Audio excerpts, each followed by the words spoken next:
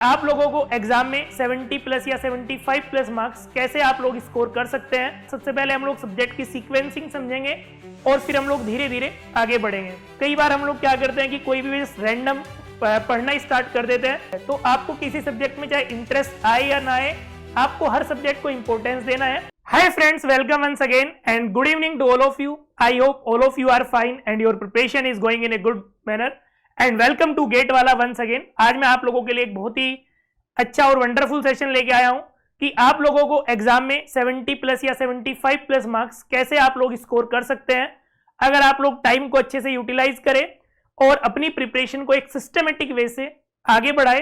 तो आज का हमारा यही टॉपिक रहने वाला है। So let's start. सबसे पहले हम लोग सब्जेक्ट की सीक्वेंसिंग समझेंगे और फिर हम लोग धीरे धीरे आगे बढ़ेंगे। तो सबसे पहले हम लोग बात करते हैं कि हमारे पास जो सब्जेक्ट्स है मैथमेटिक्स, इंजीनियरिंग मैथमेटिक्स और एप्टीट्यूड तो है ही, उसके अलावा जो हमारे टेक्निकल सब्जेक्ट्स है आज हम लोग उनकी बात करते हैं। तो हम लोग सबसे पहले बात करेंगे हमारे पास कि किस सीक्वेंस में हमने ऑर्डर के अकॉर्डिंग, उनके मार्क्स के अकॉर्डिंग ऑर्डर लगाया है। सबसे पहले हमारे पास मास ट्रांसफर ऑपरेशन है। तो हमें पता है कि जो मास ट्रांसफर ऑपरेशन का वेटेज है that is 10 to 12 marks. Then CRE again 10 to 12 marks. Then fluid mechanics again 10 to 12 marks. Then we have thermodynamics nearly 10 marks.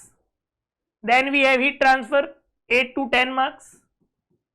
Then we have process dynamics and control 10 marks. ये हमारे पास जो 6 subject है ये हमारे बड़े subject है और इनका सबका वेटेज डबल डिजिट में है। अब हमारे पास 4 छोटे सब्जेक्ट है और इन सबका वेटेज 4 to 6 मार्क्स है। तो अगर हम लोग प्लान डिजाइन एंड इकोनॉमिक्स की बात करेंगे तो weightage of plan design and economics is 4 to 6 marks. अगर हम मैकेनिकल ऑपरेशन की बात करें तो again 4 to 6 marks. Chemical technology की बात करें तो हमारे पास अगेन 4 to 6 मार्क्स।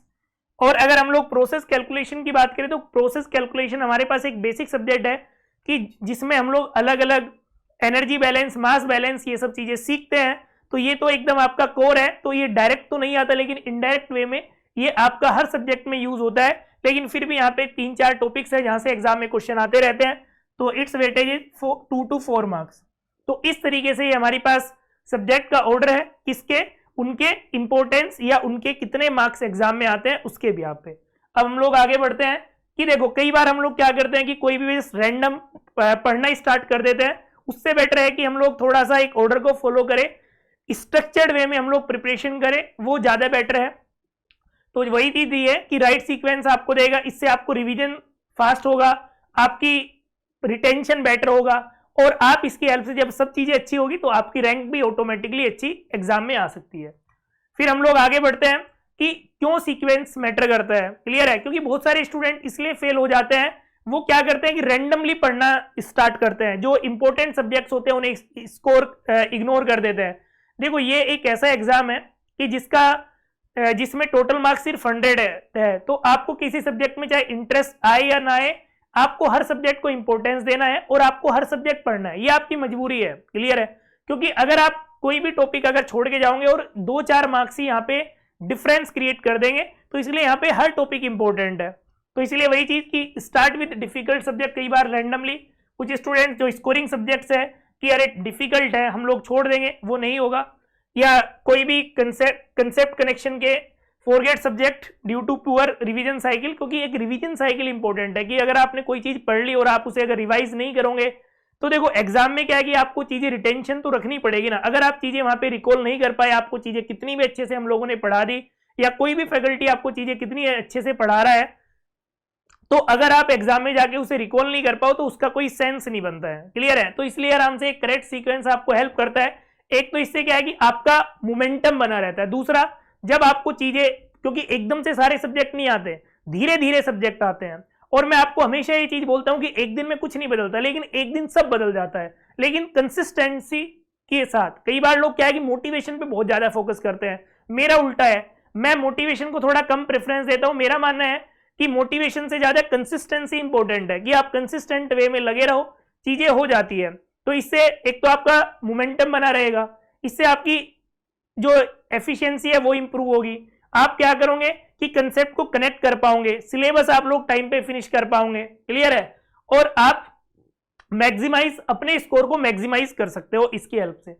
तो हम लोग देखते हैं कि हम लोग किस तरीके से हम लोगों ने 4 लेयर फॉर्मूला बनाया है कि कैसे आप लोग एक अच्छा स्कोर कर सकते हो सकता है कि कोई स्टूडेंट एग्जाम में 80 प्लस भी ले आए, हो सकता है कि केमिकल में अगर आप 70 प्लस मार्क्स भी लेके आ रहे हो, that is a very good one.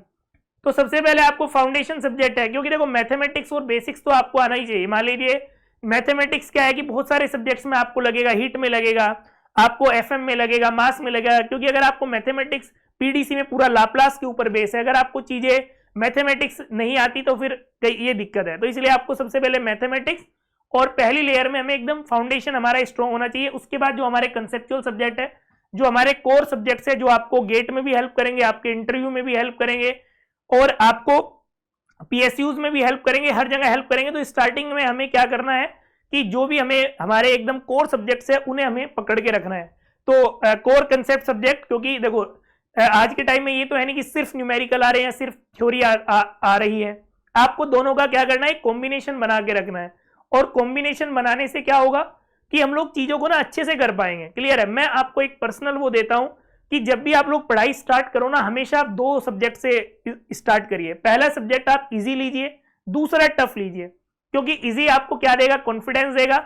और टफ सब्जेक्ट जब आप पहली बार पढ़ोगे तो हो सकता है उतना कॉन्फिडेंस ना आए, लेकिन जब आप 2-3 बार रिवाइज करोगे तो ऑटोमेटिकली आपका बहुत अच्छा हो जाएगा। तो इसलिए जब भी आप कॉम्बिनेशन लो तो या तो दोनों, ना तो इजी सब्जेक्ट चूज करने हैं, ना ही दोनों टफ सब्जेक्ट चूज करने हैं। आपको क्या करना है कि एक इजी सब्जेक्ट चूज करना है और एक आपको टफ सब्जेक्ट चूज करना है। उससे क्या है कि आपका एक कॉम्बिनेशन बना रहेगा, आपका मोरल डाउन नहीं होगा और आप बहुत अच्छा कर ले जाएंगे।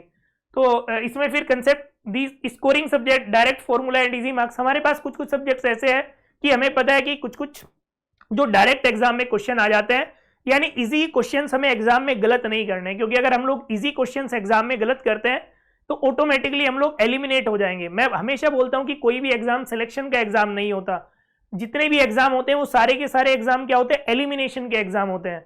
और हमें एलिमिनेशन का पार्ट नहीं बनना है, बस आपको इतना फोकस करना है। तो इजी क्वेश्चंस हमें गलत नहीं करने हैं। और revision plus PYQ domination. Clear है? क्योंकि अगर आप मल्टीपल टाइम रिवीजन नहीं करोगे, पीवाईक्यू नहीं करोगे, तो आपको चीजें अच्छे से चीजें नहीं कर पाओगे, क्योंकि रिवीजन बहुत मस्ट है। आपको चीजें एक बार पढ़ने से सारी चीजें, आप रोबोट नहीं हो कि दिमाग में बैठ जाएगी। क्लियर है? आपको चीजें बार बार लिख के देखना पड़ेगा, प्रैक्टिस करनी पड़ेगी, तब जाके चीजें आपके माइंड में सेटल होती है। फिर हम लोग आगे बढ़ते हैं कि रिवीजन रूल। कई बार आपने देखा होगा कि स्टूडेंट्स क्या करते हैं कि स्टूडेंट्स भूल जाते हैं। क्लियर है? कि आज पढ़ा भूल जाते हैं। क्लियर है? और ये ह्यूमन टेंडेंसी है भूलने की। मैं आपको इस एक एग्जांपल से रिलेट करता हूं कि आप मार्केट जा रहे हो, आपने कोई इंसान देखा, आपने उसका चेहरा देखा, आज आप घर आए, आपको वो चेहरा अच्छा लगा और आप उसे, आपके दिमाग में उसका वो है कि यार बड़ा अच्छा चेहरा था, तो आपने उसके दिमाग में, आपके दिमाग में वो चीज है। अब आपने क्या किया कि अब आपने वो देखा नहीं, तो आप 1-2 दिन में भूल जाओगे। लेकिन अब गलती से पता लगे 1-2 दिन बाद आपने फिर वो चेहरा देख लिया, तो आपको वो 5-10 दिन के लिए याद हो जाएगा। आपने पता लगे वही इंसान फिर 10-20 दिन बाद देख लिया, आपको फिर वो महीने तक आपके दिमाग में रहेगा। सेम कंसेप्ट के साथ भी होता है कि जब हम लोग कोई चीज एक बार पहली बार पढ़ते हैं तो हमें वो 24 घंटे के लिए हमारी मेमोरी में रहती है, लेकिन अगर हमने 24 घंटे के अंदर उसका रिवीजन नहीं किया तो हम लोग चीजें भूल जाते हैं। तो इसलिए बेटर है कि जो भी चीज पढ़ो उसे एक बार 24 घंटे में हमें रिवाइज जरूर करना है। उसके बाद आप लोग उसे तीसरा revision with in 30 day, after 30 days उसे कर लीजिए। मेरा मानना है कि 1 महीने में कम से कम आपको 3 से 4 रिवीजन करने हैं। उसके बाद क्या है कि वो चीजें आपको याद रहती है, फिर आप 2-3 महीने में एक बार कर लीजिए और फिर 4-5 बार रिवाइज करोगे तो आपके एग्जाम तब आ ही जाएगा और आपका काम हो जाएगा। तो इसलिए आराम से, ये साइंटिफिक रीजन है, क्योंकि रिवीजन बहुत मस्ट है। तो इसलिए कोई भी चीज आप पढ़ते हो उसे रिवाइज करिए, क्योंकि मैं मानता हूं कि आप कम से कम अगर आप 100% टाइम अपना पढ़ाई में दे रहे हैं तो आपको पर डे कम से कम 25% टाइम आपका रिवीजन में देना है। नहीं तो अगर आप रिवीजन नहीं करोगे तो आपका डिस्प्लेसमेंट हमेशा 0 ही रहेगा। फिर हम लोग आगे बढ़ते हैं भाई पीवाईक्यू। तो क्योंकि पीवाईक्यू को हिडन सिलेबस हम लोगों ने क्यों बोला है, क्योंकि मैं 2 चीजें मानता हूं कि कोई टीचर कितना भी चिल्ला ले, जो हम पढ़ाते हैं वही आता है, जो हमने बता दिया वही आता है। मेरा मानना है कि आपके और हमारे हाथ में सिर्फ 2 चीजें हैं, पहला गेट का सिलेबस और दूसरा पीवाईक्यू। क्योंकि सिलेबस उसी इंस्टीट्यूट ने डिजाइन करके दिया है जो गेट का एग्जाम कंडक्ट कराते हैं, और पीवाईक्यू क्योंकि एक सेट पैटर्न है, इस टाइप के क्वेश्चन आते हैं कि अगर हम लोग इतने सालों के क्वेश्चन कर लेंगे तो जो आने वाला क्वेश्चन है हम लोग उसे भी कर ले जाएंगे, उससे आपको एक कॉन्फिडेंस आता है। इसलिए ये दोनों बहुत इंपॉर्टेंट है।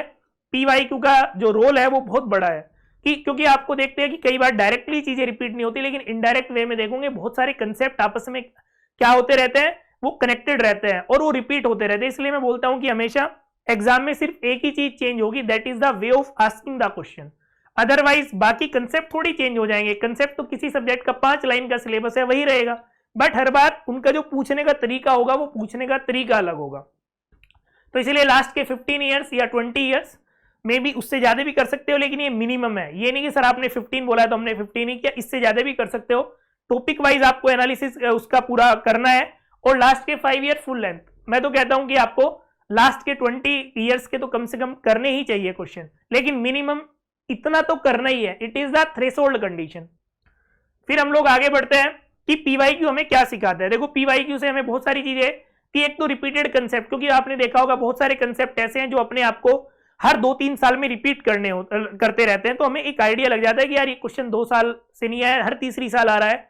जैसे हम लोग मास ट्रांसफर में ड्राइंग की बात करें तो हर दूसरी साल या कोई ना कोई क्वेश्चन वहां से आ जाता है। डिस्प्लेशन से हमें पता है कि हर साल क्वेश्चन आ जाता है, तो उस तरीके से हमें पता है कि बर्नौली से हर साल एग्जाम में क्वेश्चन आता है। तो उससे आपको वो कंसेप्ट पता लगेंगे कि मोस्ट रिपीटेड थीम्स, आपको थीम पे वर्क करना है कि कौन सी ऐसी थीम है जो लगातार रिपीट हो रही है। हमें पता है कि क्वेश्चन रिपीट नहीं होते, लेकिन थीम हमेशा रिपीट होती है।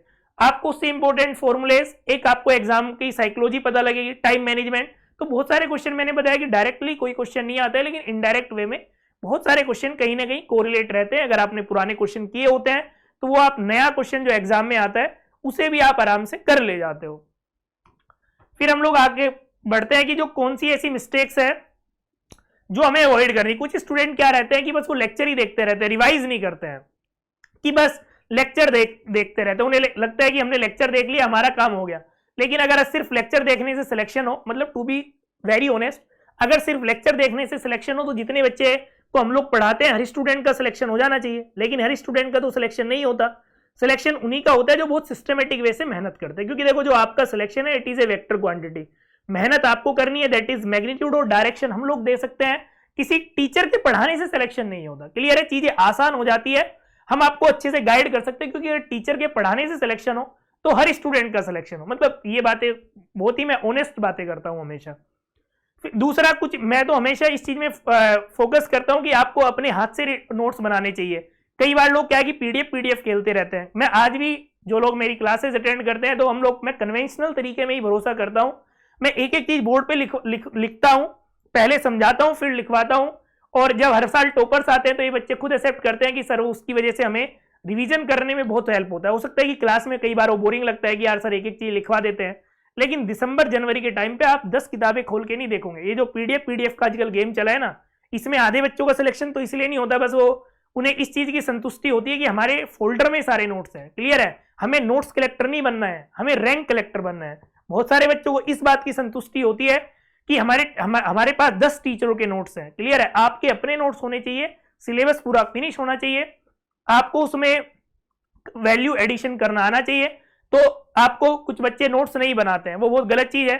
बहुत सारे बच्चे रिवीजन इग्नोर करते हैं, उन्हें लगता है कि क्लास में एक सब्जेक्ट हो गया तो हो गया।